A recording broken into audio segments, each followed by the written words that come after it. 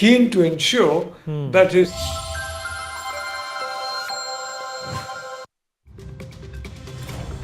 Good morning, you're watching NewsX and I'm Saudi Jindal. We have some breaking news coming in where Prime Minister Narendra Modi's comments during an address at the special session of the Parliament of Guyana came amid growing global concerns over China's expansionist behavior as well as conflicts aspiring of territorial disputes. PM stated that India has never moved forward with an expansionist mindset and always stayed away from the feelings of grabbing others' resources. Let's in fact listen in.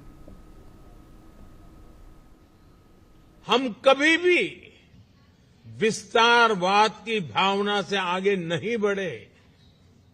हम resources पर कब्जे की, resources को हड़पने की भावना से हमेशा हमेशा दूर रहे हैं। मैं मानता हूं स्पेस हो, सी हो, ये यूनिवर्सल कॉन्फ्लिक्ट के नहीं बल्कि यूनिवर्सल कोऑपरेशन के विषय होने चाहिए। दुनिया के लिए भी ये समय कॉन्फ्लिक्ट का नहीं है। ये समय कॉन्फ्लिक्ट पैदा करने वाली कंडीशंस को पहचानने और उनको दूर करने का है। आज टेररिज्म, ड्रग्स, साइबर क्राइम ऐसी कितनी ही चुनौतियां हैं जिनसे मुकाबला करके ही हम अपनी आने वाली पीढ़ियों का भविष्य संवार पाएंगे।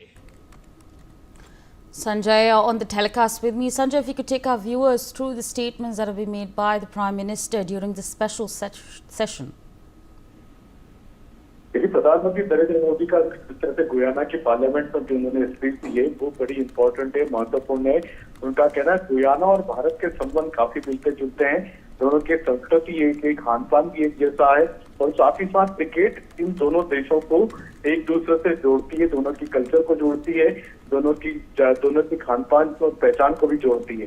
साथ ही साथ उन्होंने भारत की विकास यात्रा का जिक्र करते हुए बड़ी बात यही कही है कि अभी ये जो समय कॉन्फ्लिक्ट का समय नहीं है, टकराव का समय नहीं है। इस समय पूरी दुनिया में मानवता के लिए काम करना चाहिए। कई सारी चुनौतियों से निपटना होगा। साइबर क्राइम एक बड़ी समस्या बन रहा है, ड्रग्स बड़ी समस्या बन रहा है, गरीबी से लड़ना है। साथ ही साथ पूरी दुनिया में डेमोक्रेसी के लिए हमको काम करना होगा। तो प्रधानमंत्री नरेंद्र मोदी ने आज गुयाना की संसद में बड़ी बात कही। साथ ही साथ उन्होंने गुयाना की जनता के लिए और देश के राष्ट्रपति के लिए आभार भी माना कि जिस तरह से उनको गुयाना का सर्वोच्च सम्मान से उनको सम्मानित किया गया। और भारत के प्रधानमंत्री ने साथ ही साथ ये भी कहा कि भारत जहां भी रहते हैं, चाहे वो किसी भी देश में किसी भी कोने में रहे दुनिया के, जब तक भारतीय नहीं है भारत उनके बिना अधूरा है। Absolutely. Yes, Sanjay, stay on with us. More breaking news coming in, and of course at the Indian community